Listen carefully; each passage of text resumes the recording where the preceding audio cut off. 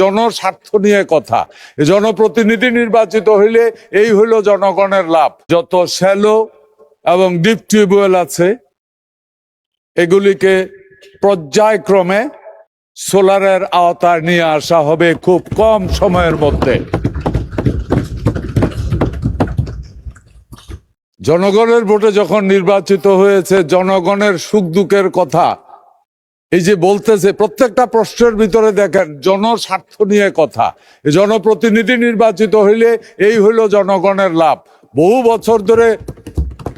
বছর ধরে জনগণের নির্বাচন জাল জার জলাতার, এই যে জাল জার জলাতার, এটা থেকে উঠে শক্তি জার জলাতার, এই প্রবণতাটা শুরু হয়েছিল গত বহু বছর আগে। মাননীয় স্পিকার, অভয়াশ্রমে মার্চ এপ্রিল মাসে মৎস্য আহরণ বন্ধের পরিপ্রেক্ষিতে লক্ষ্মীপুর সদর, কমলনগর, রায়পুর, রামগদি উপজেলায় 25-26 অর্থ বছরে ইলিশ সম্পদ উন্নয়ন ও ব্যবস্থাপনা প্রকল্প এর আওতায় 5,500টি জেলে পরিবারকে খাদ্য সামগ্রী সহায়তা প্রদান করা হয়েছে। মাননীয় স্পিকার, আপনি যেটা বলেছেন চায়না দুয়ারি জাল, আমি আপনার সাথে একমত মাননীয় সংসদ সদস্য।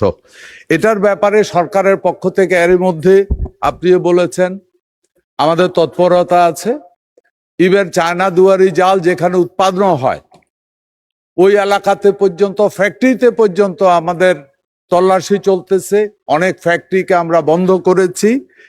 এই জালটা পোনা মাছ পর্যন্ত ধ্বংস করে দেয়। সুতরাং এটাকে বন্ধ করতেই হবে। জাল জার জলাতার, এই যে জাল জার জলাতার, এটা থেকে উঠে শক্তি জার জলাতার, এই প্রবণতাটা শুরু হয়েছিল গত বহু বছর আগে। মাননীয় স্পিকার, আমরা 4 মাস আছি, এর ভিতরে বহু খাল পানি বন্ধ করে মাছের চাষ করা হয়েছিল। ওই খালগুলিকে উন্মুক্ত করে দেওয়া হয়েছে এবং এই সরকার বদ্ধপরিকর এই ব্যাপারে কোনো অবস্থাতেই এই ইজরা প্রথা এটাকে চালু হইতে সরকার দেবে না। এটাকে আমরা জার জলাতার এই প্রথাই চালু করা হবে ইনশাল্লাহ। মাননীয় স্পিকার, দেশের জনগণকে চাহিদা মোতাবেক খাঁটি, নিরাপদ ও মানসম্মত দুধের নিশ্চয়তা দিতে সরকার বিভিন্ন পদক্ষেপ গ্রহণ করেছে।